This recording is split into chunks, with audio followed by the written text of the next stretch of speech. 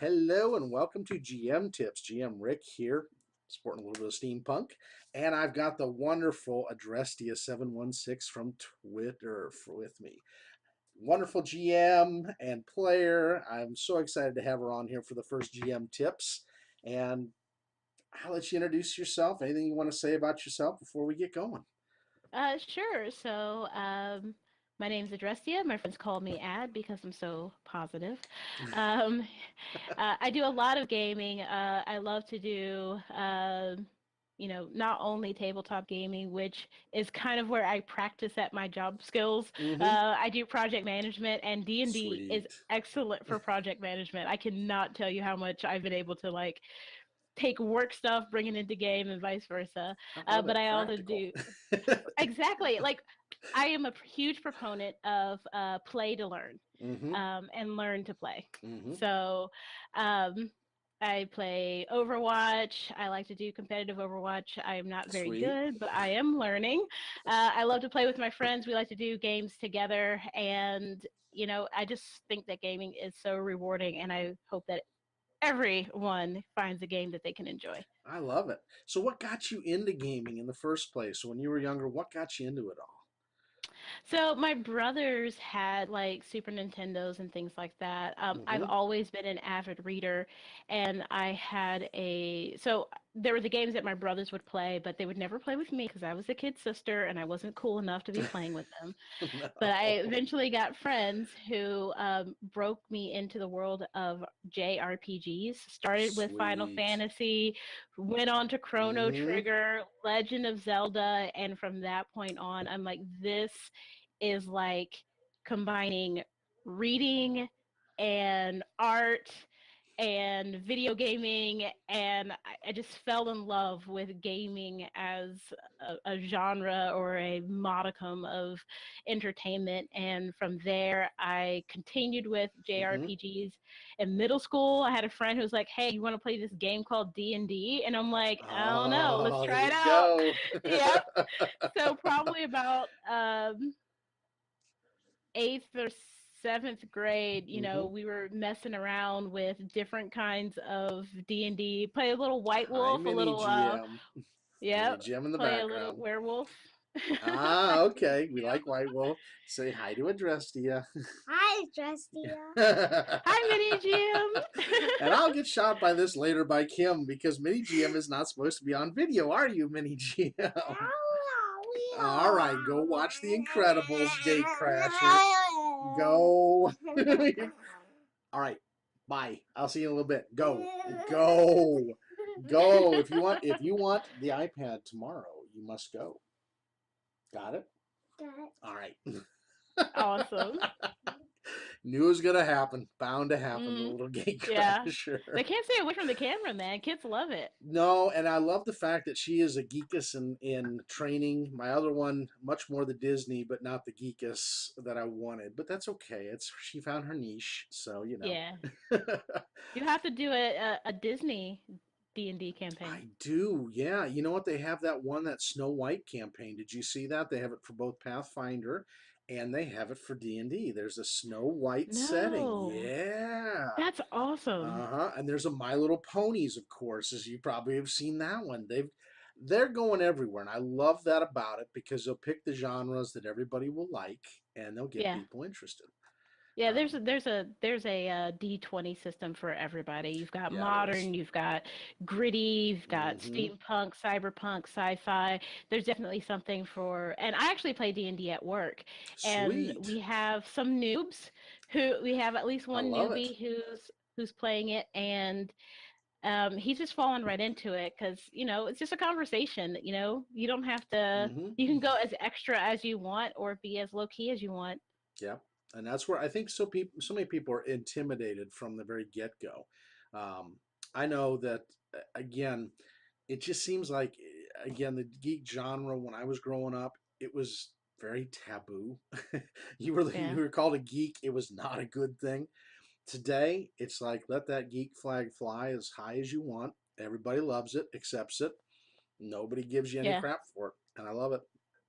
So then D and Yeah, I D. mean, So definitely Age of the Geek. what got you then into DMing GMing? Because you started out, I guess, playing, right? Yeah, I played a majority of my role playing career. Mm-hmm. What got me into DMing is I was in a campaign that was ending, and I had one friend who was kind of like, "You should try DMing," and I'm like, Mm. I don't think that I'm qualified for that. Like, so I was really frightened to kind of DM for my friends. Like it was really high pressure.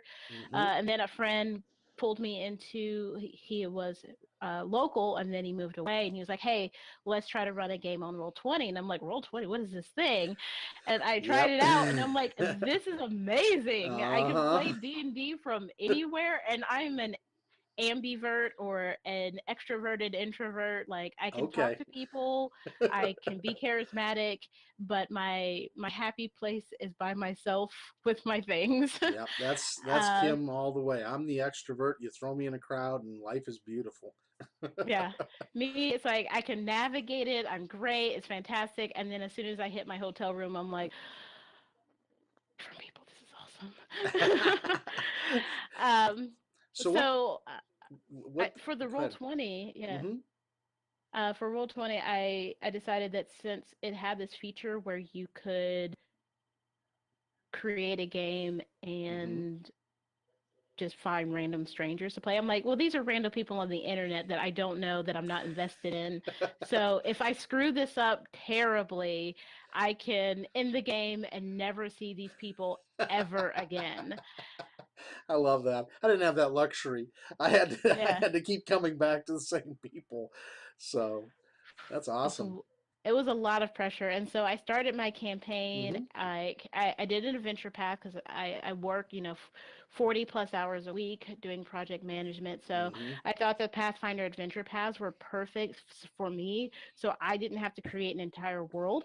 Mm-hmm. I could just kind of use this, and my players were pretty hooked. That's awesome. I love to hear that. I mean, great stories. A lot of people are fearful, as you know, of DMing. I was the Oh first yeah, time out. It's like, oh God, what am I going to do? Well, this is a big book. But fortunately, at that time, we had the blue rule book, so it was small, and yeah, learning was a lot easier. And I love to read. So, but yeah, I mean, you diving in there, and you were already computer savvy. So yeah. it's helpful when you can get around the systems like a Roll20 or a Fantasy Grounds. Otherwise, it's a pain in the rear end to do. Yeah, I think the daunting part is that what our forefathers of tabletop D&D, Gygax et al. Were trying to do was, Hmm. I think that it's easy to, you know, especially creative people to debate about how wouldn't this be a cool story Hmm. to create, and then you got to find someone to write it, and then your rule set is grammar, right, at that Yeah, point. it is. and and it's hard to know if you're doing that, especially if you have a group of people, that you're creating something that's coherent. So I feel like one of the things that they did with introducing numbers, and believe me, I hate math, and when math introduced words and letters, I was scandalized. But I think that by introducing like a numerical system into Hmm. writing, what they were trying to do is like really mesh two worlds. Like, let's Hmm. make this feel more real and less arbitrary, like as writers, but still have a coherent story and narrative. And Agreed. that can be intimidating. But you've got people who are, rules lawyers or rules physicists, it Hmm. has to be this way or Hmm. it doesn't work. And then I kind of am more of the more gracious side of it, where it's like Hmm. the rails are there to keep you on track, Hmm. but it's not a cage. So Right. feel free to kind of, expand yourself, still have boundaries, but ultimately the most important thing is creating a narrative. If Agreed. you wanted just a number system, go develop a game and do it in software. If you want to tell a story and have no rules, then go write. Hmm. Blend the two is where you get the sweet spot of playing tabletop role playing. And I appreciate that point of view because I think a lot of people see it one avenue or the other, and that's why you see so many different genres and systems that have been created. For instance, Numenera, if you look at that, Monty wanted more narrative and less roles Hmm. to limit or if the character can think of it, do it.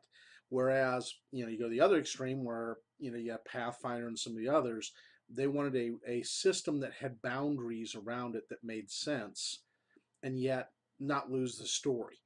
But it Hmm. was very heavy on the rules, as people know, and Yeah. people are scared off from it a lot of times. Um, so let's hit a little bit then the topic you were talking about. I think it's a great topic for today, and it's engaging narratives as well as engaging NPCs. Um, Yeah. Explain a little bit. I'll just open it to you to explain a little bit of what you mean by the engaging NPCs and narratives for the viewers. So one of the things that my players have told me makes my game and my gaming style or DMing style stand out Mm-hmm. from other DMs is that I create NPCs that feel like they're real.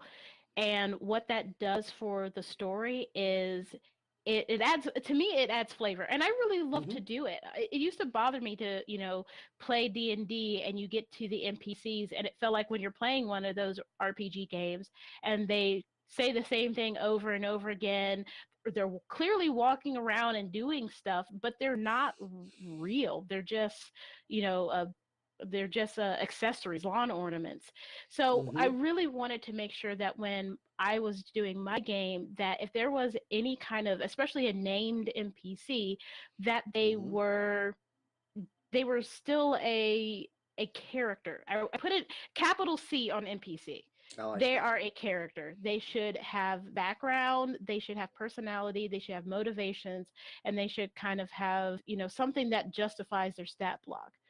So while I was kind of world building upon this adventure path, I Mm-hmm. decided. When I was growing up, I came from Mississippi, and I Okay. know that and I noticed that Pathfinder was very like, okay, Varisians are kind of your Romani, Gypsy types, Mm-hmm. like they were templating cultures in this world. And I was like, you know what, I could go with that template, but I wanted to subvert it because the Mm-hmm. other thing I didn't want to have happen is for my character or for my players to insert what they expected to be there and miss out on something like, oh yeah, yeah, yeah, yeah, this NPC Very is good point. Varisian. Who cares? Like, I don't need to pay attention to that aspect because I've already decided that I understand it completely and I've sold it off. So I decided to make that region the American South. So I thought about Very all the good. different accents in the American South. It's easy for me to do because I grew up in that Mississippi region, Mm-hmm. spent some time in Kentucky. I had professors from Virginia. So I knew that gamut of the American South and some of Yep. the accents there, and I just use that as a starting point. And when the mayor gave her speech, I was like, this mayor is going to be a very traditional Southern belle. And the culture and personality I gave her is someone who has a woman who has risen to power. She has had that power for a long time, and she just loves being mayor. She loves being mayor. So she is like mom mayor. So Mm-hmm. the way it kind of plays out is, the Swallowtail Festival is kicking off, and she loves the Swallowtail Festival because it's in her town. It goes off every year. She loves the planning, the Mm-hmm. party planning. Like this is something that she loves. So she was supposed to be, like the adventure path says, get the characters invested in Sandpoint, and I'm like, Mm-hmm. nothing gets you invested more than someone who loves where they are. Good point. Very good point. And the mayor, she came out and she was just so excited, and welcome to the Swallowtail Festival. I am so glad that you are all here. Oh, look at you, I love your dress, you always look fantastic. Like, southern people will just like, they'll start on something, but they will find a Mm-hmm. way to tangent out and like talk to somebody one to one, face to face. So Mm-hmm. those kind of call outs is very southern, and I made sure that she did that Oh, that's and that awesome. she was exuberant. And then I had to transition away from her to the sheriff. Mm-hmm. And the sheriff, he's a little bit of a transplant, but he kind of grew up here. Mm-hmm. So the accent I gave him was a bit more subdued, it was a little bit more Texan, city Texan, where you Mm-hmm. could, it's just that little hint. Mm-hmm. But he's the mayor. He's this big, Mwangi descended guy, very Mm-hmm. stoic. So I just dropped my voice, made him talk real deep, made him talk Mm-hmm. real slow, Mm-hmm. just and he was very straight to the point. They're like, I "Welcome to love the it. Swallowtail Festival. We will not have any shenanigans this year. Correct? Excellent."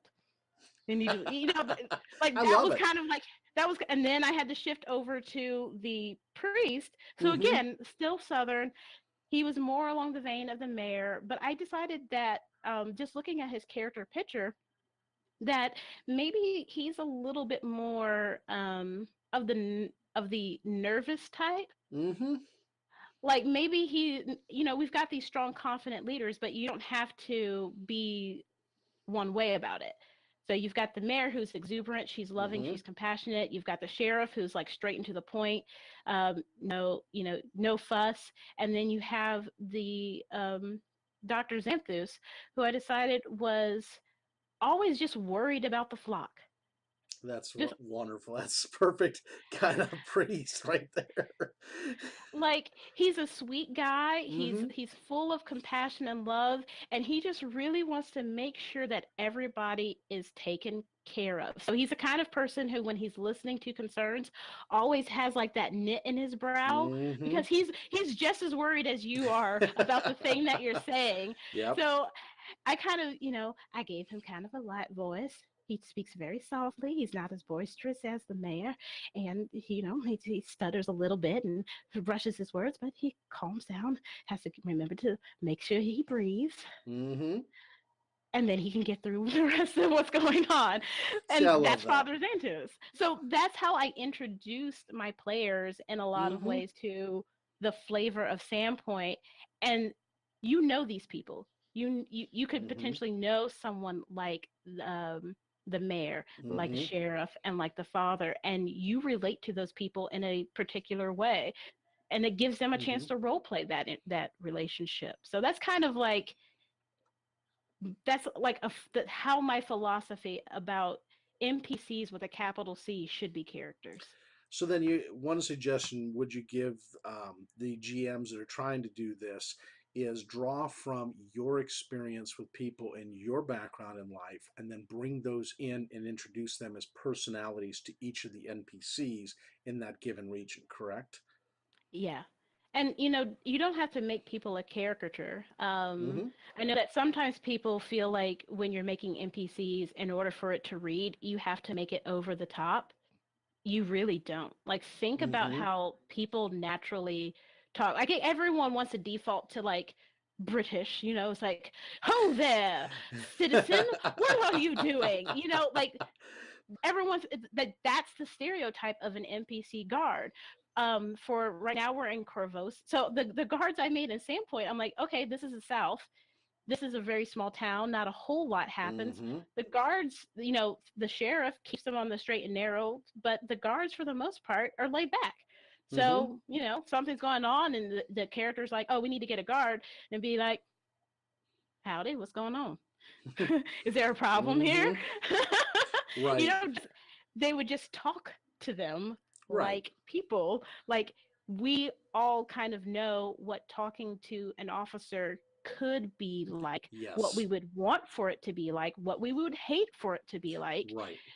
And it's fine to, even if you don't do accents, because I know a lot of people, they don't, even if you don't, just use your own accent or the accent Mm-hmm. of your area, but just talk like different kinds of people talk. So um, that's the most important thing. The accents add, that's the advanced class, that's your Mm-hmm. 401. But to go from the 100 level, I think, is where a lot of people are comfortable using those Agreed. stereotypes and caricatures. If you want to get to the 200 level, then start thinking about the people in your life. Mm-hmm. Think about their personality traits, Mm-hmm. and just add those to the NPCs. And it's not a caricature. Like, the person who stutters. Mm-hmm. I've had people with disabilities. Mm-hmm. I've had NPCs who had a stuttering disability, and you know what? It was a non-issue, because I didn't make it a caricature. The character wasn't supposed to be a funny character. He just had a stutter. Right. It just gives you a little bit of difference and allows you variety for an area so that not everybody's the same, talks the same, is the same, acts the same.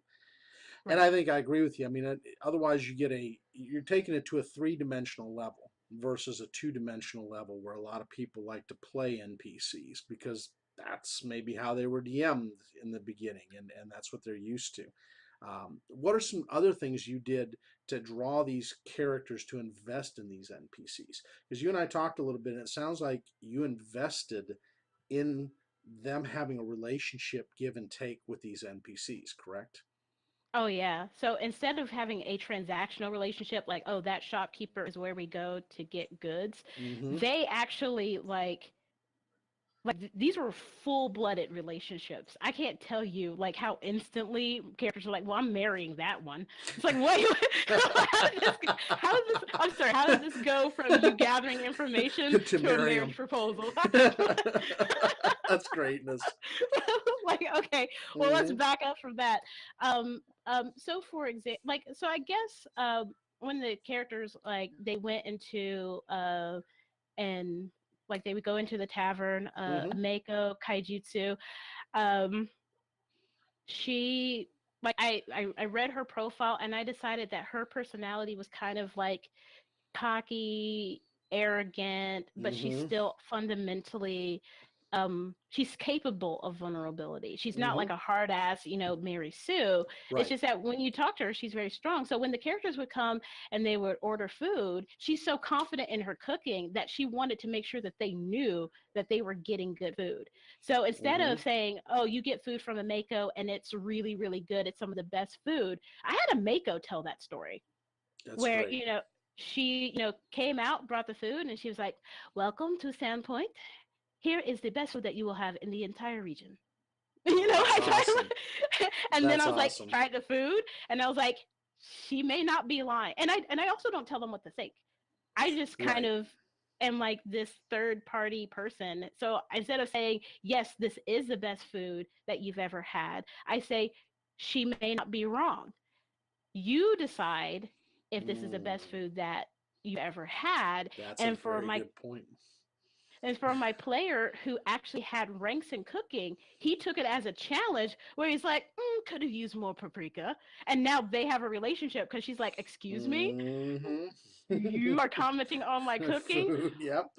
Let's have this conversation. And Yep. the player and Mako were totally willing to have this conversation. I And love it. their relationship blossomed where, he's like, well, I want to be the cook. And so he decided that when he's not adventuring, He's he's part-time cooking at cooking. the tavern and yelling at all of the sous chefs. Oh, that's great. and then I had to have a sous chef. Like the kitchen had to turn into a new scene Mm-hmm. so that my player can be, the Gordon Ramsay. Right, of that particular show right there. Right. And the thing is that that was a flavor of his PC character that he just threw in as a throwaway thing, and it Mm-hmm. became something that he can live and breathe with. So basically, you can what again even right because I remember the campaign material because I've read it before, and what you've done is now taken something that had an urgent. Yes. Hi. Go on. No, I'll be out. I want to tell you something. What's that? I need to play one of your games. Do you have the game Candyland? I might go look on my iPad. I love this. This is gonna be one of these fun, and I'm gonna have to get used to this because I remember the No Direction guys have the same thing. One of them's a Yeah. dad, and there's always that time that little girl comes running in, and I laugh because I can absolutely relate. Anybody that wants Yeah. just a straight through interview that has no surprises, this is not the show because it's Mini that way. GM is co-host. Yes, she is, and she likes to make it known that she's co-host of the show. No, but again, I'm taking some things from this because again, I expanded the personalities and some of mine in the current campaign you're running in. But unfortunately, I haven't had the time to draw it a little bit more to where some of these they put a lot of urgency, and I think for us as GMs and DMs, we have to redesign the campaign a little bit to back off the urgency because that's Hmm. where I see sometimes it's almost a railroading to get that thing done. whereas you don't give them as much time to interact and really develop that sense of belonging. And let me tell you how powerful having interactive NPCs can be. Mm-hmm. Because when something bad happens, something bad happens. And now Mm-hmm. it's not like, oh, it's a bad thing that happens and I'm a hero in an adventure and I have to go fix it. It's a, you have messed with my friends. You have Mm-hmm. messed with my loved ones. You have Mm-hmm. messed with people who are innocent, who I know are, Come I've back in interacted here, with mini them. GM. I'm sorry. Uh, You're going so good. And it's again, bring it here, child. Uh-oh. We lost you for a second. There you are. You're back. oh, there we go. Um, so, so for example, and it also helps when your Mm-hmm. characters go off the rails. Having these NPCs that are so dynamic also can help you Bring it in re. here, child. I can't come out. You've got to bring it in. What do you need? I can't get on. Yes, you can. I can get you on really quick. Sorry, folks. Mini GM getting a game. All right, let's see. It is here. And you're looking for Candy Crush, right? No, Candyland. I don't have Candyland, sweetie. I'll just play Candy. All right, go play Candy Crush. All right, have fun. God, this is going to be epic. That's all I'm going to say. Oh, well, gotta love So Minnie. yeah. So I had a situation in Sandpoint Mm-hmm. where the players had kind of they did some things that was off the script and I needed to bring the plot back. So I actually had the mayor get kidnapped by actually she wasn't so much kidnapped as like there were so many bad things happening Mm-hmm. from the skin saw murders that she just kind of had like a mental break from it, Mm. and she was put into the sanatorium. And when the players found out about it, it's like, well, we got to go get our mayor back. She's upset. Well, she doesn't need to be at a sanitarium. She needs to be with us. She's family. Um, I'm trying back. You're doing great, sweetie. Don't worry. You gotta not hit. You hit just play. Don't log in with Facebook. This is gonna be epic. All right, go ahead. Sorry about that. no Round three. problem. Yeah, third time's the charm, right? Mm. So, when they actually found the mayor, Mm-hmm. I kind of had to tap into like a dark place where, the mayor is, not only traumatized by what's happened in her city and things going out of control. Because I think a lot of times my players, when they had relationships with Mm-hmm. powerful characters, they were like, well, we have the mayor will fix it, the mayor will do it. I'm like, no, you guys are the adventurers. This That's is your right. campaign. I would just be playing with NPCs if they could do everything. Mm-hmm. So I took the queen piece off of the board and I made her really vulnerable, and my players were infuriated Mm-hmm. because and I wasn't even thinking about this. I just wanted the queen piece off the board, so to speak. And there Right. was this really like, she was an antagonistic NPC in the way that she was an asshole. I love having asshole NPCs Mm-hmm. because you can't do anything about them, but it gives them Nope. something to kind of bounce off of. So when they got back to the city, Mm-hmm. this very jerk NPC was, you know, spouting off at the mouth, and my players just wouldn't have it. And that's awesome. And they stabbed her. Oh, that's a little bit harsh, but yeah. One of them went to jail, and then, they had to sort that all out. So they got themselves into kind of a trouble, but I got them back on track and reinvested in this is serious. Mm-hmm. Because if you guys are too distracted to figure out what's happening, real people are going to get like real people, but Mm-hmm. there's real consequences in the people that you've made relationships with, and it kind of gives that boost of motivation and energy for them to be like, well, we have to end this now. See, we had a situation like that in the current campaign. This is before you were in there. This is back when Brian was running Rothar the Paladin, and Rothar got into this relationship with a winter wolf that could shapeshift, and part of the adventure says she goes for the most handsome character, whatever. Now look at a chaotic good dealing with a neutral evil.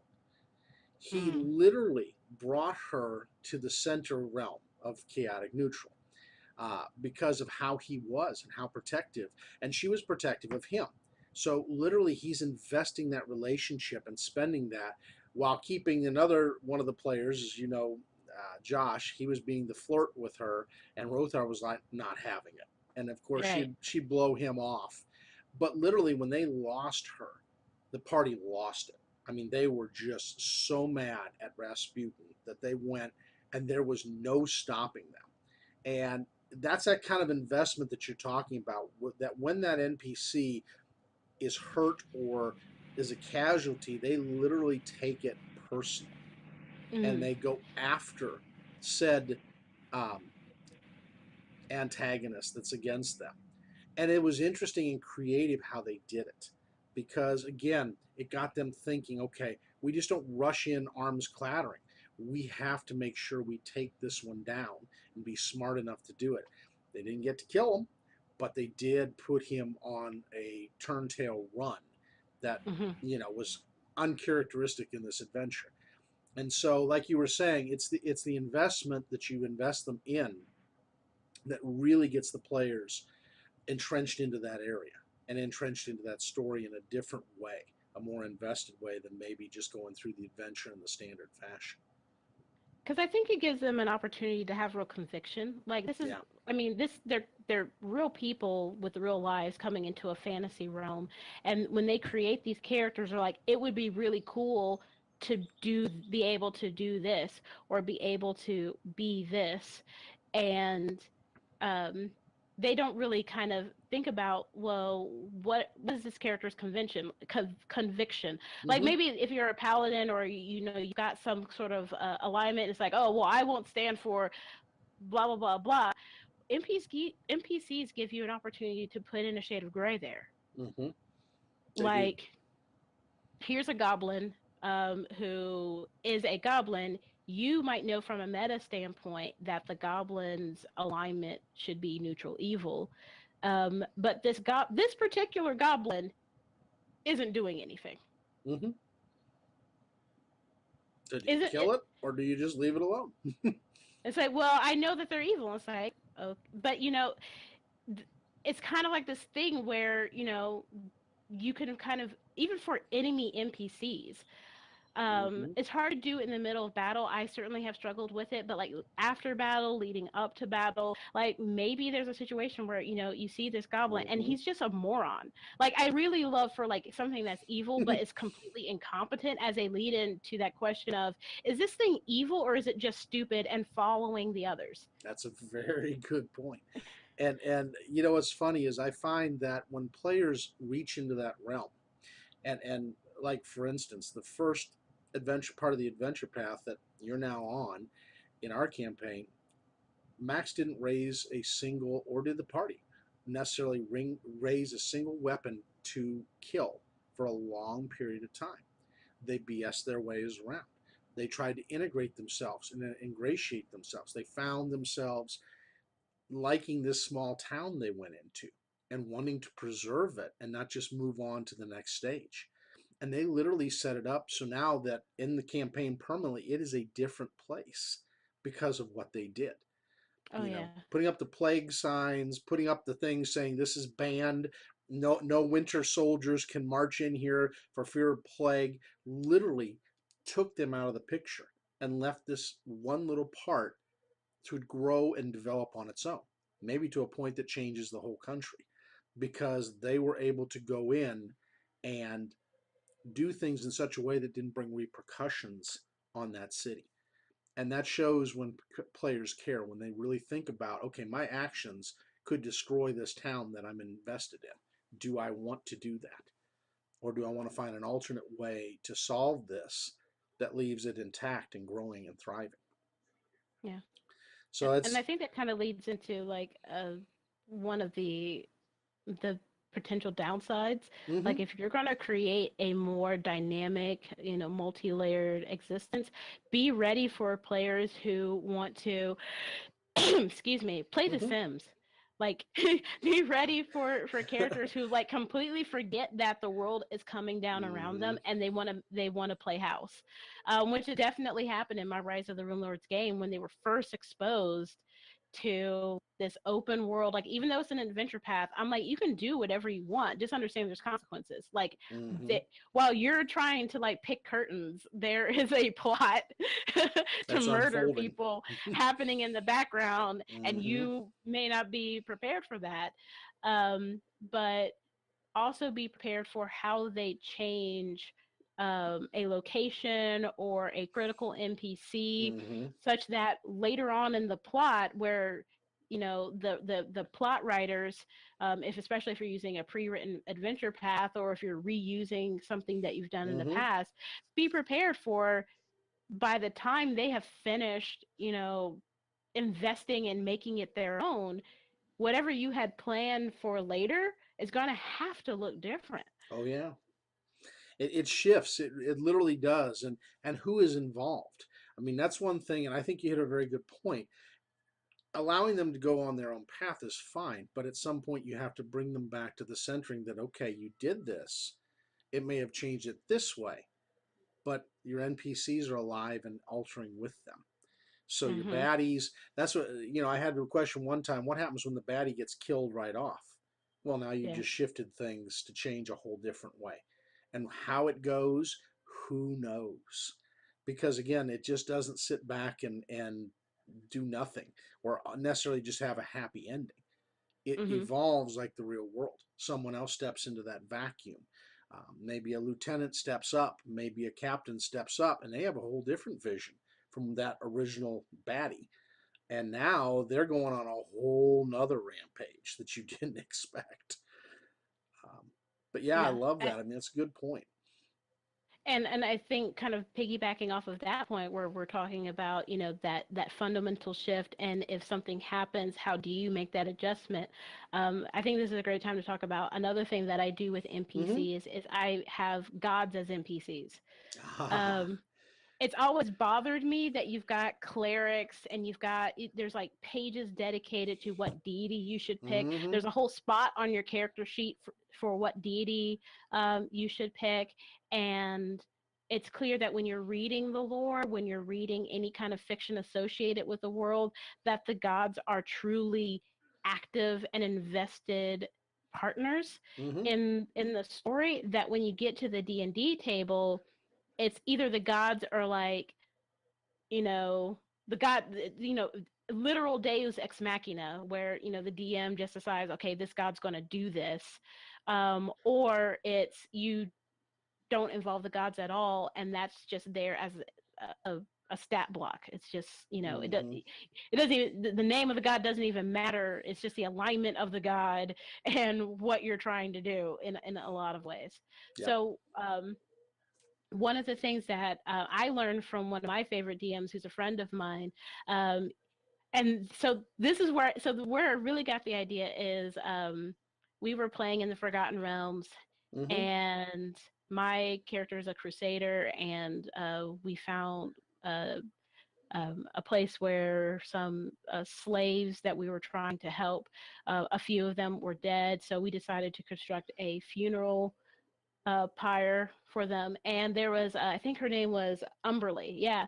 So the Oh, I goddess remember Umberly. Umberly. Yep. So my character is just kind of like more about common sense, more about, what gets the ball rolling, Mm-hmm. let's just do it makes sense. So she decides to this something, there was like a symbol of Umberly or something like that, or they had some sort of relationship. So she was like, well, I'm not going to pray to my God because that doesn't make sense. I'm going to pray to this person's God so that, you know, their spirit feels rested. And so my DM is like, okay, you know what? Say the prayer. And I forget what I said, but I said, and he's like, all right, roll. I'm going to roll a 3% chance, so pick a range and we'll see what happens. So I picked like 60 something or whatever, and I got it. And he's like, and he's looking at the dice. I don't know what's going on. And he's like, all of a sudden a huge wave comes out from the ocean It wipes out like half of the rainforest trying to get to this funeral cairn, Yep. and the edge of the wave just gently puts a seashell on the cairn and floats away. So there's like this huge path of carnage because All I because prayed you to Umber, prayed, Umberly. and it was so epic and momentous. I'm like, when I got to DMing my game, I'm like, I want the gods to be able to do stuff Yep. like that. I We. want the characters to be able to have a chance to reach them. It's like talking to the Mhm. CEO or the president of your company. It's like, if I just call this number, what are the odds that I'll get to talk to him? You might, and it could change the whole course of destiny right then and there, for better or for worse. And Hmm. and I like that. I mean, I think that's something that a lot of GMs and DMs are loath to do because they don't want something really huge to happen with that god that then changes things totally. Why Hmm. not? I mean, we had a player that wanted to, the paladin wanted to commit suicide because he just kept dying, and he's like, I can't win. And when you have him wake up in a bar with the god of freedom, and they're saying, your destiny isn't done yet. You're just looking at things wrong. Why don't you take it in your mind that you're more important than you think you are? At least in my view, as a god, you are. That changes the whole. It can take a player from wanting to get rid of a character to then changing the whole way they look at things. And it did. And it made it better. So I think, we shouldn't be afraid, like you're saying, to take a god and allow them to have interaction with their worshipers, whether it's a Yeah. thief, whether it's whatever the class is. We focus on clerics, but it could be anybody just simply praying that gets hurt. Oh, absolutely. So, so it was real. So, uh, it gets kind of complex. I'm not going to say complicated. I mean, I am going to say complex because what I Hmm. realized when my players first had that initial contact with the gods, they were like, great, I'm going to get something. And I'm like, these are gods. You don't get something for nothing. What are you talking? It's so cute that you think because I gave you access to the divine that is somehow your, make a wish Foundation. foundation Yep. and you're just going to get whatever you want. Yep. Oh, no, no, no. You have made yourself aware. You have made yourself um, or made these gods aware of your presence, and gods are always looking for tools to get ahead. They're not Hmm. just sitting on their sofas Nope. watching Netflix going, yep, I'm the god of this, it's entertaining and I don't have anything to do. They're up in their realm, Hmm. having their counter relationships with each other. Oh So I yeah. actually had a goblin who was a good goblin, but Lamashtu was his goddess, and he was just like, oh, it's cool, it's fine, whatever. And I'm like, you have a conflict and you don't realize it with you and your goddess. So my this player who was getting used to what I was laying down for him because he was like Hmm. just super excited. He's like, oh well, everyone else got to have a relationship with deity. I want to talk to Lamashu. I'm like, cool. I'm Yeah, I like, can see where this cool is story, going. bro. This is gonna be fantastic. Um, and so it put him on a course where the player was suddenly very uncomfortable with his character. And it's like, I don't like what Lamashtu is doing to my character. And I'm like, yeah, Hmm. And she you could really care wanted less this. about whether he wants to do it or not.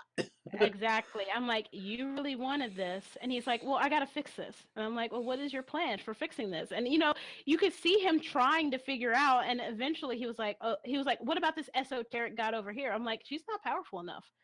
She's esoteric, meaning she doesn't have a lot of followers, and Lamashtu has tons. So you go on the She's to kill solid. list. Yeah, exactly. You move away, you're on my number one enemy list to obliterate. Exactly. So eventually, he's like, oh, okay, okay. Well, what about Sarin Ray? And I'm like, okay, make it convincing. So he created this elaborate like ritual and plan. And Sarin Ray obviously has a Hmm. not great relationship with Lamashu. Nope. She was a great goddess to pick because she's a goddess of retribution and people turning their Second lives around. chances. Yep. Exactly. So he still has to deal. He still had to deal with the repercussions of what Lamashtu did to him. Like it didn't clear everything up, and he still had, deformities that he had to deal with. Mm-hmm. Um, but Sarin Ray ultimately ended up protecting him, like Mm-hmm. cutting that, putting that protective layer between him and Lamashtu, um, so that in a way, and so I was thinking, how does Sarin Ray feel about this? I was like, she's touched. Mm-hmm. She knows what this goblin has been doing. Like she can get that insight. And she's touched that he realized that he screwed up in the biggest possible way, but in a very well meaning way. Mm-hmm. And is this gonna put a stone in Lamashtu's craw? Yeah, but it's worth it. Because now Mm-hmm. Saren Ray gets to say, just because you made these goblins or you have influence over these goblins, your control is not absolute. So suck it. Mm-hmm. I got one now. And that is how they are. I mean, it's if you read about the Galarian deities, there are definite between Rovagug and Sarenrae and Lamashtu and Sarenrae, there is no love lost.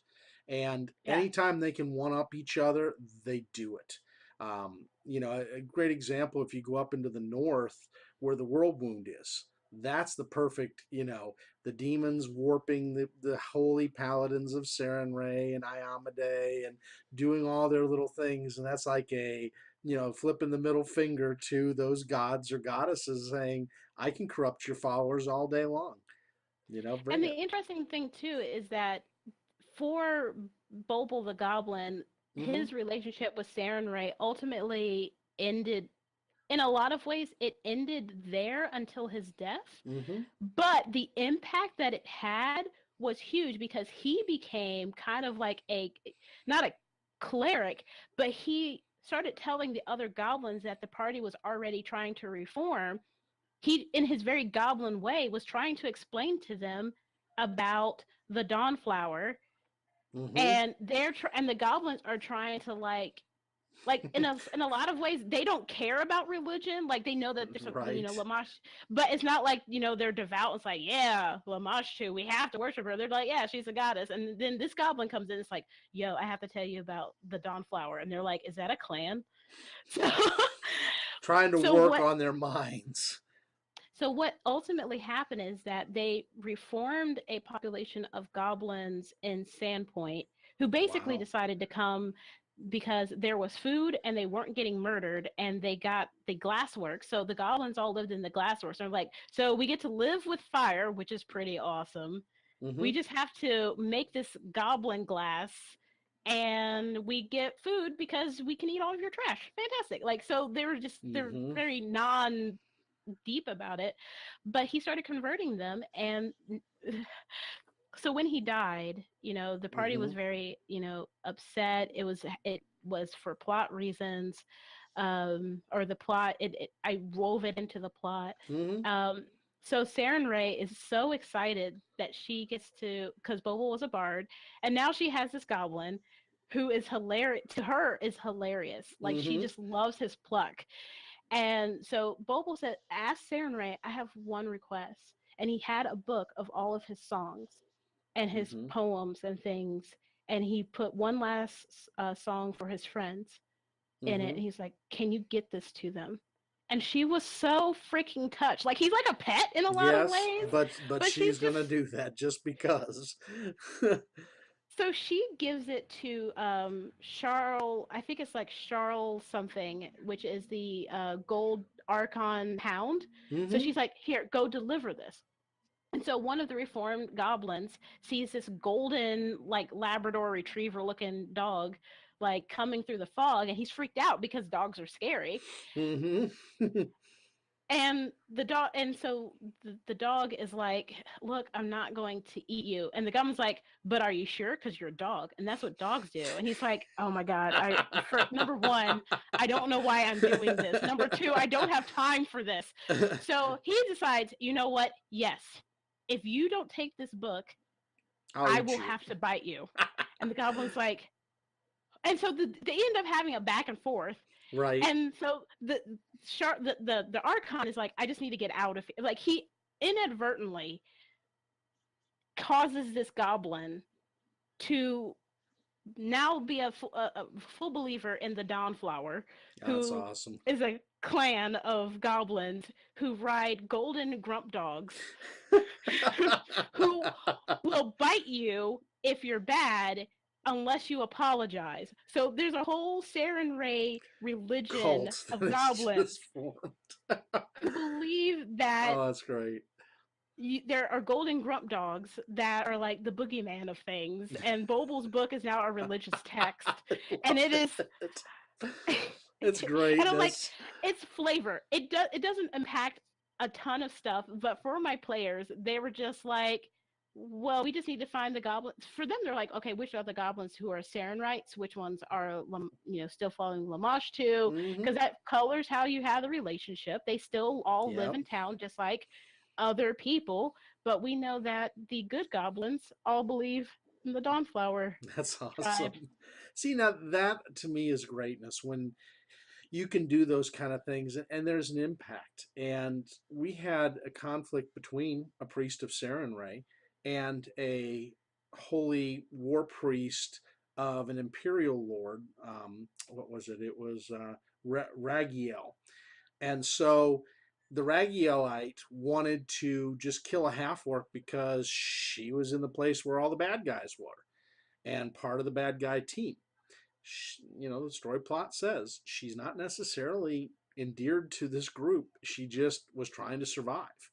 And, if she didn't convert, they'd kill her. And so the Sarenite priest, like, what are you doing? Why are you trying to kill her? She's made a promise, because he said, will you leave your ways and follow Sarenrae? Havork's like, yeah, if it keeps me alive and I don't have to be in a life of bandits, yeah, I mean, I don't necessarily want to be a part of this. And so it shows one player was just determined evil, kill. This has got to be evil, kill. The other one's like, my goddess converts. I don't believe that. And I'm willing to give a chance to this NPC. Lo and behold, they didn't know she has changed and has started a Sarenite church in the area where she was at. And she's converting people over, former Yeah, bandits, other things. But had the war priest gone ahead, it would have just ended there and he would have been in trouble. I mean, because she wasn't necessarily evil. And the Imperials don't always just say kill, kill, kill. Um, Especially, and it was funny to see a neutral good chastising a neutral good and saying, yeah. what are you doing? You got to sit back and think some more. And Yeah. that kind of leads into, have you seen ever where your NPCs have converted your PCs to where they even correct each other in their actions and maybe the way they handle things because of that Oh relationship? yeah. So in our current campaign, which is Curse of the Crimson's Throne, Mm-hmm. we stream it every Friday at Yep. 9 p.m. Good plug. Eastern.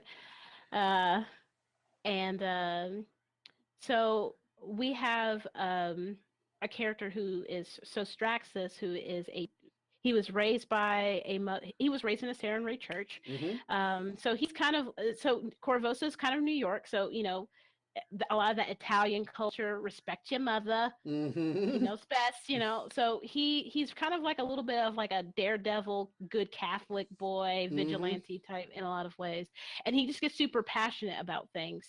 And my character Dylan, who has really grown from where he was in Rise of the Rune Lords, Mm-hmm.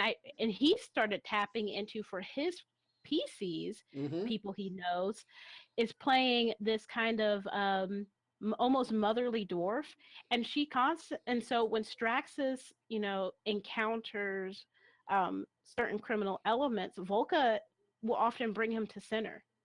That's great. um Even for Volca's journey, they were fighting Devargo Barvasi, Mm-hmm. and another player who isn't with the game anymore ended up killing Barvasi. Or no, she started initiated combat with Barvasi, Mm-hmm. and the PCs are like, no, we didn't want this to go this way. Mm-hmm. Um, and it started a whole fight. Barvasi ends up dying, and it was a conflict for Volca. Well, there was a pseudo dragon in a cage, Mm-hmm. and Volca is ready to take her own life and just completely give up. And so I was like, okay, this is this is like having that one track mind.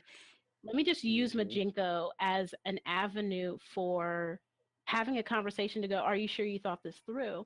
And so I decided, I know that I needed to have that conversation as Volka as a DM, Mm-hmm. but I thought about Majinko, again, capital C NPC. He really didn't care. He just wanted out of the cage. And if Mm-hmm. she's dead, she can't get him out of the cage. So in a lot of ways, Majinko is kind of true neutral-ish. So he Mm-hmm. kind of stops and he's like, I'm sorry, but um, before you take your life, I was wondering if we couldn't have a small conversation about if your work is truly done. And so she's like, what do you mean? I've done this. Like, so he's trying to talk her out of her pity party. And he's like, Mm-hmm. oh my God, how do I do this so that she at least has the energy to get me out of the cage? And so he explains to her, well, if your god is the dwarven goddess of Dringfit, and she's about balancing the scales, retribution, Mm-hmm. since you created this power vacuum, it seems to me like it makes sense for you to fill this spot. Very well And said. so that would balance the scales, right? And she's like, you know what? You're right. Thank you, you wise dragon creature. And she lets him out, and he's like, yes, yes. Yes, I Like, am. so Majinko is very, like, even though he sounds evil, like he has a lot of the stereotypes of an evil character, he's a cat. Right, Like, I kind of drew from, like, she's not over here, but I kind of right. drew from my very diva cat who is so self-centered. She will do ingratiate herself to you so that you Yep. do things for her. And Yep. that's Majinko. And but because he had that conversation with Volka, she is like this huge crime lord. She's very motherly. She makes sure people don't make stupid decisions, and so she's always checking the other PCs because she's now coming from the standpoint of, I've been there, kids. I've done that, and it was stupid. Mm-hmm. And I love that. See, I think sometimes the players don't realize they've got the things they want to accomplish. They've got all these things, but when something doesn't go their way, they'll throw away all their characters' values, their core things, maybe their core goals instead of adapting them like we do in real life. What happens when something goes wrong? Yes, you adapt. and Yeah, and I think that sometimes players get that way and they have that frustration, and it shows the wisdom in your NPCs to get them to think about it and say, well, maybe there's another course you haven't even looked at yet that could benefit you, and maybe reopen all the things you're trying to do. So I really like that. I think it's a great example, especially on those engaging conversations. That could have been just a let me out of the cage, and you made it more than that. You made that tailored to help that PC, but yet help the selfishness of that NPC. I love it. yeah. So, what are some other things in drawing on those different things to how to design these NPCs? Where do you go to when you think about them and their goals? I mean, are there places that you research? Are there things out of your background that you draw from? Are there sites that talk about different qualities and um, aspects that they can use to make these NPCs 3D? Um, yeah, I think in a lot of ways, when you're doing your prep Mm-hmm. and you know that you're going to, especially if you're going to have any named NPCs, um, you kind of have to take 5-10 minutes and be that NPC when they're not interacting with the characters. What are Mm-hmm. they doing when there's not adventurers coming at them asking for favors or interrogating them to get some information? What are they doing? If you have a baker who has a family, what kind of family man is he? Do you Mm-hmm. want him to be a good man? Do you want him to be a jerk? It's totally okay Mm-hmm. for helpful PCs to be assholes. Let them Mm-hmm. be, because now that puts that's like a challenge. It's like you take a CR 1/4 and you make a CR half just by their personality. Yep, you do. And you can have fun with that. Like, if the PCs are like, hi, we would like some information, have the person be like, you got to buy something first. Information ain't free. And it's like, I like it. but it's like, look, I'm not running the newsstand here. Does this look like a newsstand? You see any broadsheets? No. You see baked goods. Buy a cupcake, and I'll tell you what you need to know. I like You it. know, and it's like, and you know, that could, some characters might appreciate that. That's a savvy businessman. You know, maybe the rogue is like, I like this guy. I'm going to steal everything from him Mm, when the night comes, but but I I still like appreciate them. his input. Yeah, I exactly. appreciate this. But you might have a character who's like, look, dude, we're doing all of this work for your town. I'm sure you've heard of us. Yeah, I heard of you. I just don't care. I'm sorry, what? Yeah, I'm a big deal. How do you not care? You know, you exactly. You don't help different my PCs are going. business. Yeah, So, and we know those people. We know those people. yes, Like we do. things are happening, and we're passionate about it, and then we go to this person, and they're just like totally deadpan about it, and it's frustrating to us because we're excited, Yeah. but that's not this other guy's issue. We might feel like it should be his issue, but he doesn't see it that way. Oh, yeah. So that's the other thing is like, okay, when I'm outside of that PC space, I'm doing this prep, how who do I want this person to be? Hmm. What are the PCs dealing with right now that might be interesting for them to deal with? Do I need a player to examine an aspect of themselves a little bit? Like, have they had it a little bit too easy? Like, I have a sweet, adorable halfling player Hmm. character who's just he plays like this really sweet and meek character, and sometimes I throw him into frustrating situations, and little by little, he's becoming a little bit more dominant, Hmm. which is which I mean, he doesn't have to be the leader, but he can hold his own now. That's great. And the other Assertiveness. Yep. exactly, and the other PCs, you know, they're like, "Well, look at the acorns on Mallory." well, And I well, love aren't that. we impressed?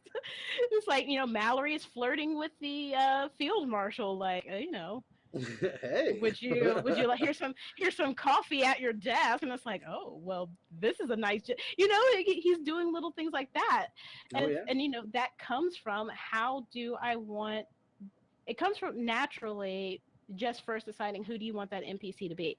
Go out into all of these different personality quizzes and memes and all that stuff, Hmm. and just answer the questions how you think that PC might answer Hmm. it.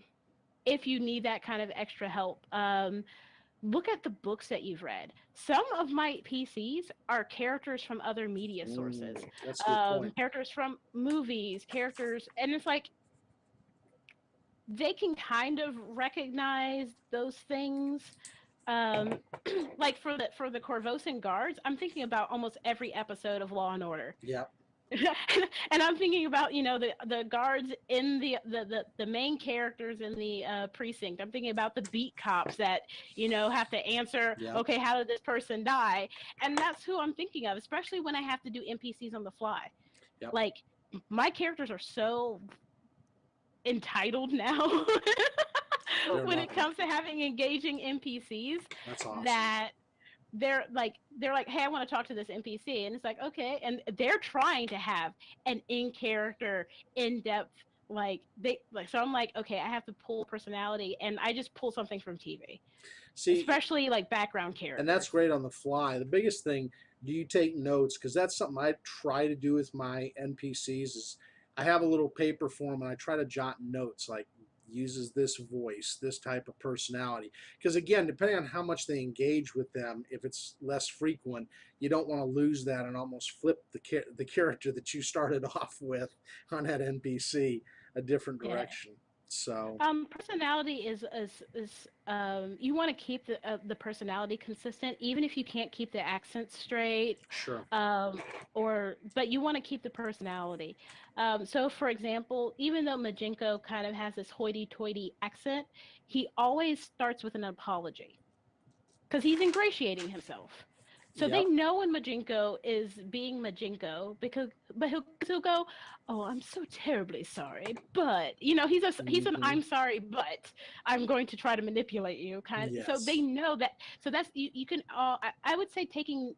I don't really take notes because again, I start living these NPCs before hmm, my PCs have to interact with them.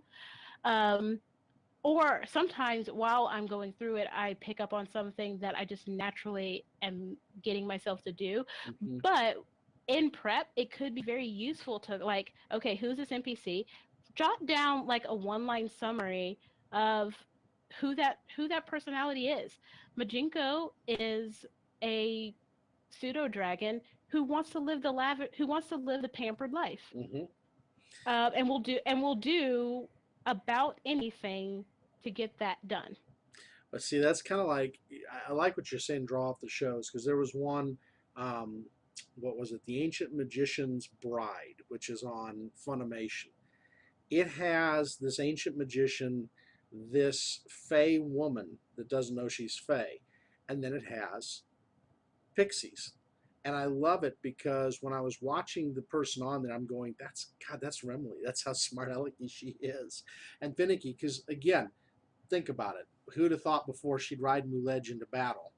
Right. I mean, the two are kind of meshing. Even though he's a homicidal bunny, they're kind of meshed, and it's kind of altered her a little bit. She's going, "Yeah, I kind of like this guy, this bunny. I think I can work with this," And And who knows, now that they have a relationship, how is Rimley and Muledge? Like, Muledge is yeah, a familiar who, again, is kind of like a high class NPC. Like, a lot of right, times the familiars are just there, yeah. as a game mechanic. This But I Muledge is decided that not. and again, I made Muledge that way because I wanted to kind of bridge the gap between my Leukodamon tiefling. hmm So she's kind of out of place. Her parents didn't like. I used the player's guide to kind of roll up her Nice. backstory, I love that when you do that. and it's like, okay, so her parents kind of left her in the care of these forest spirits because she not only is a tiefling, but she's got this kind of leukodamon aspect to her. She just constantly looks sickly. hmm And it makes people very uncomfortable to be around her.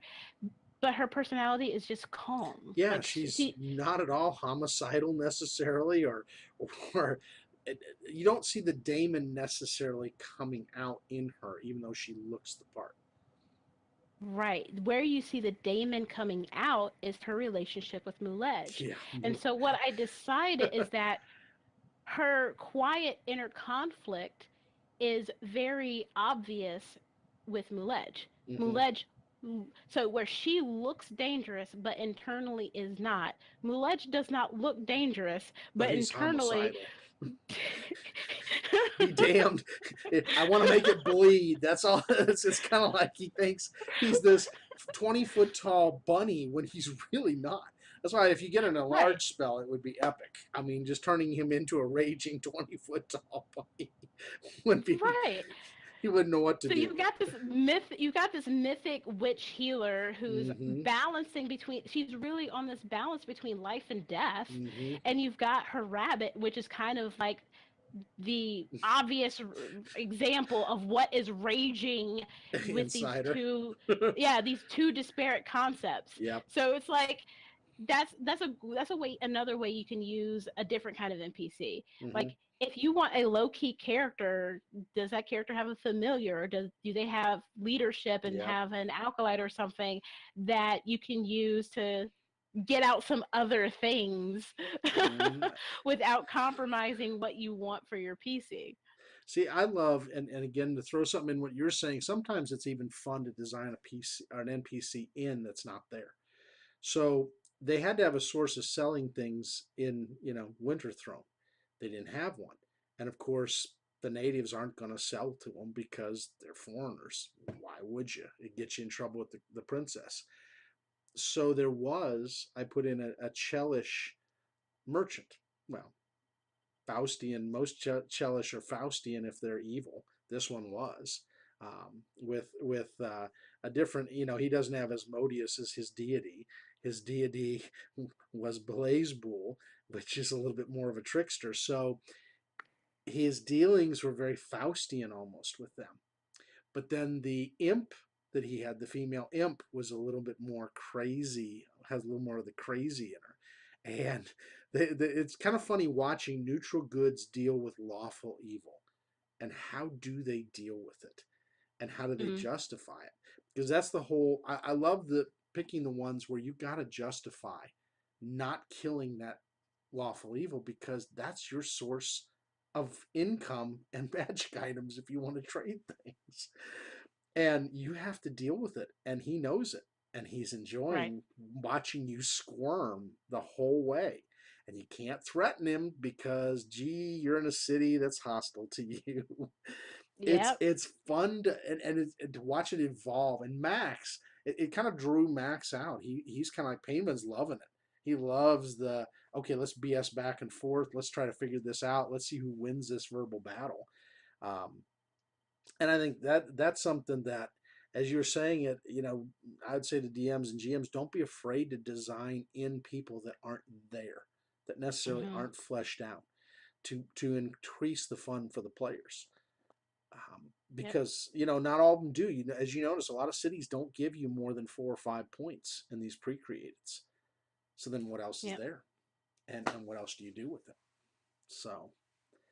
And I would say too, like while we're talking about Mm-hmm. NPCs, is um, if you want to, if obviously if you're doing a dungeon crawl, don't spend don't spend the energy on creating interactive NPCs unless like you've got like a merchant who's going to be a recurring, Mm-hmm. because that's your opportunity to kind of play with your characters. So, but know your game as well and Mm-hmm. know your players.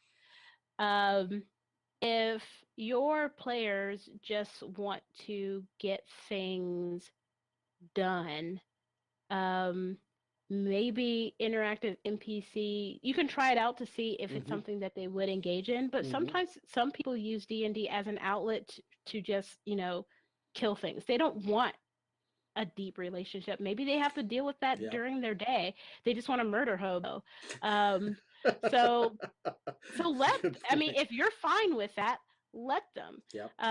If it doesn't bother you, then fine. If it does bother you, you want a different kind of game, then Yeah. you've got a whole different problem than whether or not your NPCs should or should not be interactive. Mm-hmm. If you are running a campaign where you care about the story aspect of it, um, understand that adding interactive NPCs is not for you to love your story more. It is for Mm-hmm. you to let your players love your story more. Good point. That's a well put point. Yeah, because I think sometimes we, as the GMs, DMs, want our story to come out the way we see it, and that's not always conducive to the players. It doesn't always draw them Right. in. And I think it's Right. a well made point is that when you allow them to realize, I love this, and if they're talking about it through the week or they're writing you things saying, hey, what about this or that or the other, you're doing the right amount of engagement. Mhm. And so, Yeah. and again, I hope I'm able to create that, guys. I mean, to the people watching this, I'm fortunate to have Adrestia come into our game. It's late in the game, a little harder to do, but the next campaign is going to open up a lot, and it's going into a place where the northern realms are much more of the Anglo realms or the Scot. There's mixes there, but it is what it is. I'm taking it into what is modern day, well, an Egypt for them. So you're going to see a lot of different tribal and other personalities and other things evolve, which will allow you guys to really, hopefully, realize and have some fun with the engagement there. Oh yeah. And if you're not familiar with like a different culture and things like that, it's an opportunity, again, learn to play, play to learn. It's an Mm-hmm. opportunity to go find out some new stuff. Like go watch some YouTube videos Oh yeah. on, Egyptians and the Oh, things they care about and the things that they like. yep. If there's any opportunity for you to reach out to a cultural center and you're comfortable doing so, Mm-hmm. um, do it and say, well, I just kind of wanted to learn more about this culture because I play a game, and you might feel self-conscious, but you know what, people love for you to learn more about them. And Yeah. if you say, I'm playing a game and it's about this culture and I really wanted to make sure I didn't mess it up, so I thought maybe it's okay for me to come here, they will be so excited to be like, oh, let me show you about my culture. They may not understand the game that you're going to be playing, but you are there to, you're rolling on gather information. Yes.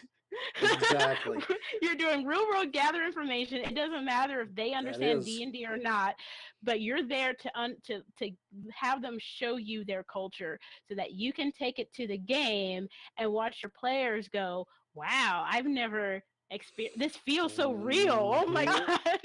It does. And again, It's if you like I'm can, there. and if you can use and incorporate, which something I haven't figured out yet with Fantasy Grounds, but I'd love to. I've got all kinds of soundtracks from Sirenscape that I want Yeah. to put in there that have the markets and the bartering and the. It is when you go to a whole different area, and that's why I have that back behind me. That's the Mummy's Mask, which is kind of loosely based off of that. Going to a different area can change the world. I want to do it because I love the barter aspect, the liveliness, just how alive those Yeah. some of those southern realms are, and you just don't realize it until you immerse yourself and you see. I was watching a movie the other day, which was about an explorer, an English explorer, who went down to Bolivia to map out the border between Brazil and Bolivia, and it's basically the lost city of Zed or Z. Oh my gosh. And just his whole aspect changed because everybody looked at this realm as savages. And he found out no, they had cities that were so modern before even the European cities ever emerged.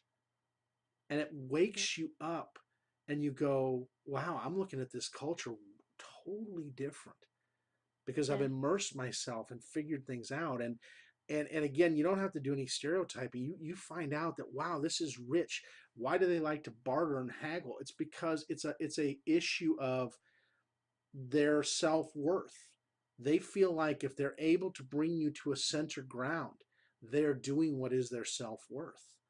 It's not about bilking you out of money. It's about the aspect of the art of the negotiation, Yeah. and it's just crazy. And it's the same way. I mean, if you were to look at Africa, Africa was the same way. I mean, you look at the Queen of Sheba. She was one of the most modern empires. The Numidian Empire was civilization back in biblical days, BC. And they were more modern, and people yet say Africa's savage. I'm like, you Yeah. obviously have never studied Africa. It was Yeah. it was advanced long before you ever were a civilization. And you know what? I think you're talking about like now we're getting into the 500. We're getting into Yeah, the senior thesis PhD level I know I NPCs am. here.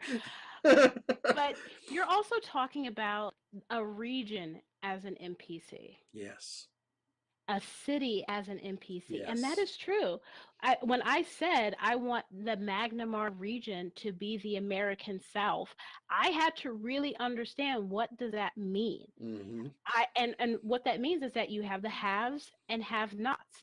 In Mm-hmm. this case, the have-nots are non-city people and Varisians, and Yes, then how do the haves express themselves? And it's exactly. kind of like this great Gatsby, Southern experience, and they Mm-hmm. were just so dismissive of people who weren't wealthy because they could be. Yeah, And so that larger macro NPC personality informed the personalities of a majority of the NPCs of that region. In Corvosa, mm-hmm. I have Cheliax as a very kind of Italian-ish culture, and I realized that Corvosa is a transplant of Cheliax, and I decided it's going to be New York. Again, I was actually Yeah. pulling from, the American South and, New England Yankee conflict because Mm-hmm. Magnamar and Corvosa, kind of are in competition. But the Corvosans they like they even describe it in the Pathfinder Chronicles for it. People like their routines. Mm-hmm. They like their rules, Yeah. and they other than that, they kind of don't care. You still have your haves and have nots, but the people are ultimately living, coexisting. So when I threw in that New York layer on it, Mm-hmm. it's like the rules often come from the women in your family. Like the Mm-hmm. women are incredibly influential Oh yeah. in Corvosa. Like Straxus listens to his mother. His mother told him, Straxus, you need to get a chain shirt. And he's like, Ma, but he fucking got a chain shirt. Oh yeah. It is amazing how that's like when you guys will go into the realms like the Far East, which is Kadira and the Kelishite Imperium.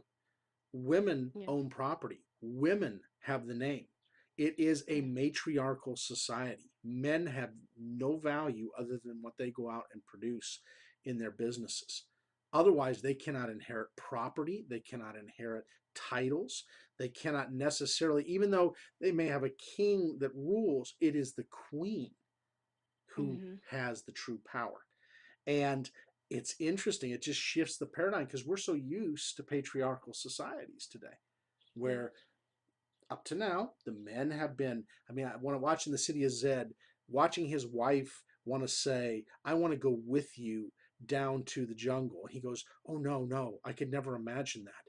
You're a more genteel woman." I went, "Whoa." Today, Yeah. that's just frowned upon by most women because it's such a lowering. And yet she was the one who figured out the roads, the language, where things were. She was, and she wasn't even allowed to stand on the stage with him presenting. And that's Right. sometimes, I mean, in incorporating with NPCs, depending on the culture you pick, do a little bit of background, like you're saying. I mean, it doesn't have to be a thesis level, but what is the ranking? Do the Right. women have the power? Do the men have the power? Do the elders have the power? Do the youngers have the power? Who is what? And if you negotiate improperly there, you could put yourself into a bind as a PC Yeah. because you don't understand the culture walking in. And you've got to almost immerse yourself into that area and find out how do things work. Am I saying the right things to these in these engaging conversations?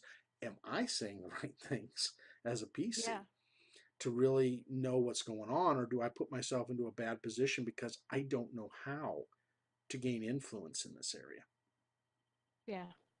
And And you don't have to be perfect no. either. Like, come from a position of you want to do a good job at this. Hmm. Again, if you're doing caricatures and parodies and being over the top, like whatever your game's going to have it be that way. Um, so if it's like a comedy campaign, maybe that's appropriate. But if you're kind of just trying to create a more realistic world, do your best. I know Hmm. that sometimes it can be really daunting. Like maybe Hmm. you are, a person who isn't part of the LGBT community, but you want to have that representation. Yep. You It's well said in there. Yep. know, just ask. It's kind of what I do. It's like, hey, Hmm. I want to incorporate this. This is how I plan on going about it. What do Hmm. you think? Hmm. Is it cool? And some people may not like it. Some people may say, oh, you're disrespectful, you're blah blah blah. Yeah. And if you don't want to deal with that, one, probably don't stream your campaign, Yeah. where It's where you could get that. I mean, the you have to be, critique. if you're in the Yep. public eye, you have to be also available for public critique, Yep. and take it as a learning experience, no matter what. But if you're just, at your kitchen table with your group of friends and you just want to casually have, oh, you meet this hunter and, they're talking to the hunter. He's like, well, I got to ask my husband. Yeah. And It might shock your players who'd be like, wait a minute, especially this guy Pathfinder. has a Yep. husband. And you Yep. could just say, yeah, he's, have the hunter go, yeah, Yeah. my husband. And maybe make the husband, cool so that they're okay with it. Like, Well, you know, that's like Beauty and the Beast. If you remember the new Beauty and the Beast interpretation, yes. they threw things in there, and I loved it. I kind of got a kick out of it because it's a more realistic. Did that happen back in those days? Oh yeah, it was just not as much out there in front. Um, Yeah. we had two ladies join our campaign and it was a Pathfinder Society deal that I was running. And they asked, "Can I do a polyamorous character?" I said, "Sure." And they utilized that during the adventure to gain information they would have never gotten. because they got close to some people that weren't meant to get close to. But I, as a GM, decided, you know what? You're going this route. This will give you a little information and insight you wouldn't have gotten had you just played the Yeah. straight and narrow. And I think that's, up to us sometimes as GMs to be open minded to what players say. I'm not saying go against convictions. I mean, you can have religious convictions or non-religious convictions, but yet not bring them into the game necessarily and not violate your conscience. It just depends on where you're at as a GM. Some beginners may say, no, I don't want that. I don't want anything that has to do with that. Yeah. But as you grow, you might find, you know what? Sure, why not? I mean, this makes the player feel more comfortable with playing the kind of character they want to play that they can relate to.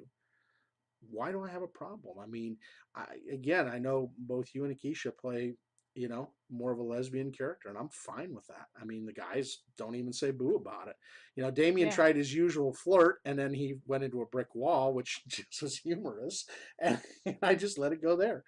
And it's just like in real life where a player comes up and flirts with your character, and then brick wall. Yeah.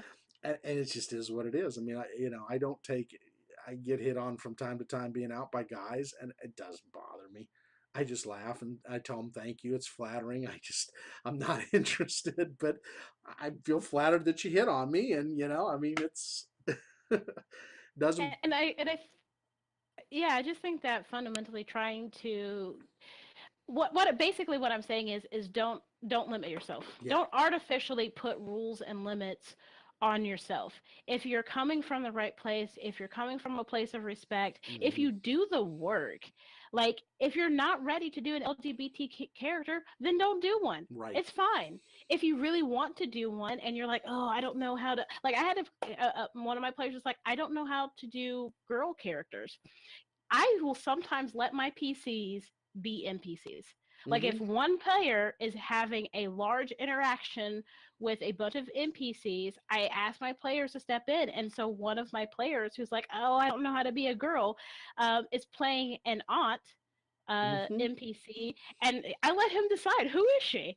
And like I Mm-hmm. gave him the context of okay, this is how crazy her family is. Mm-hmm. And Mm-hmm.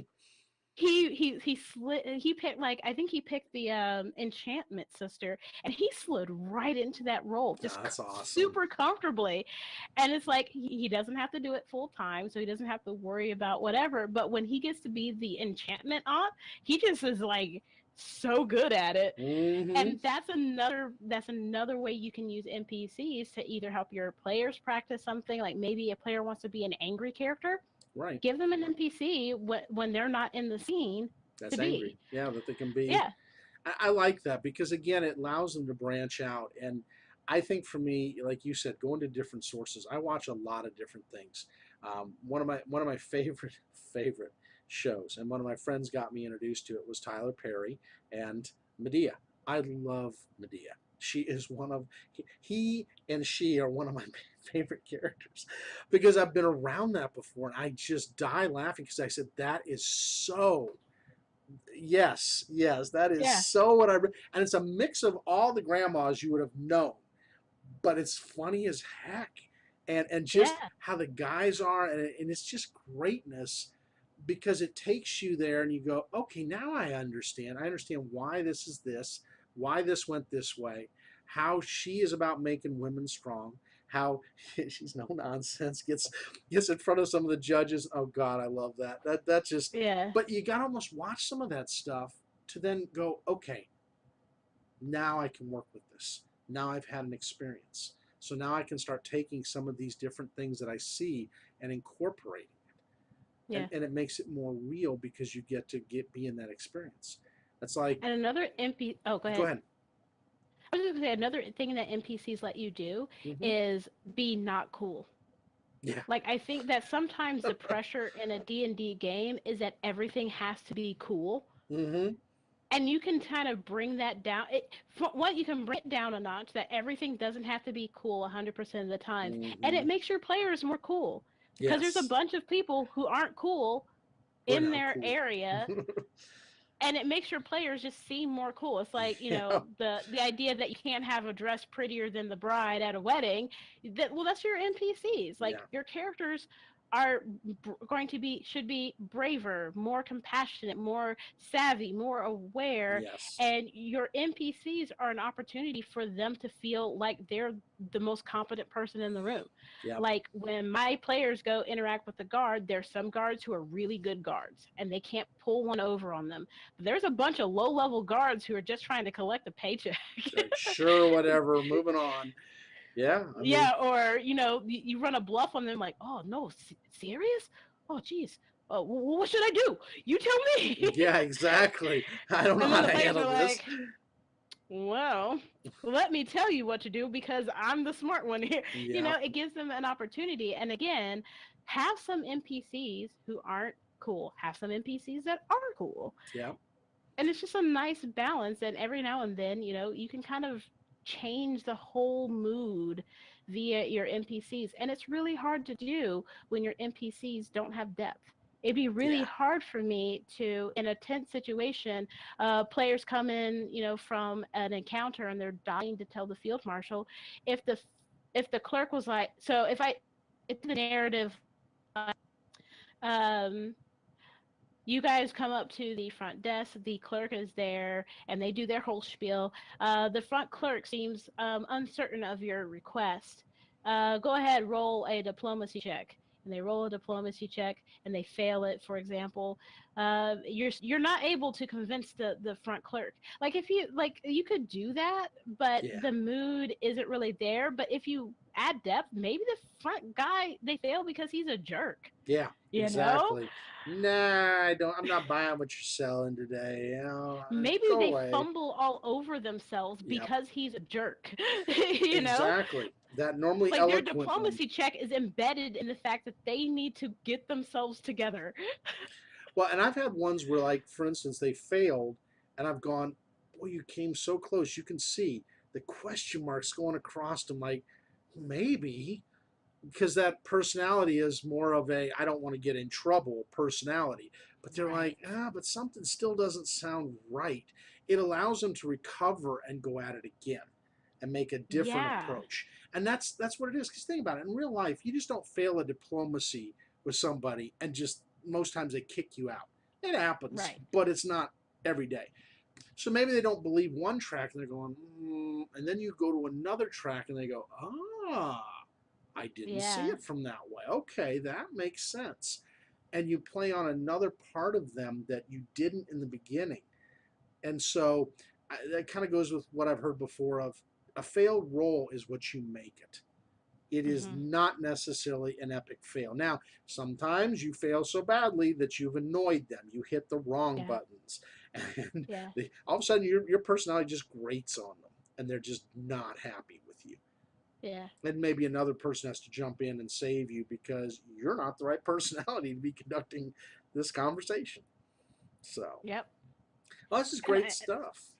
yeah, and I think just kind of to close out, like one of the final things is again, Mm-hmm. learn to play to learn.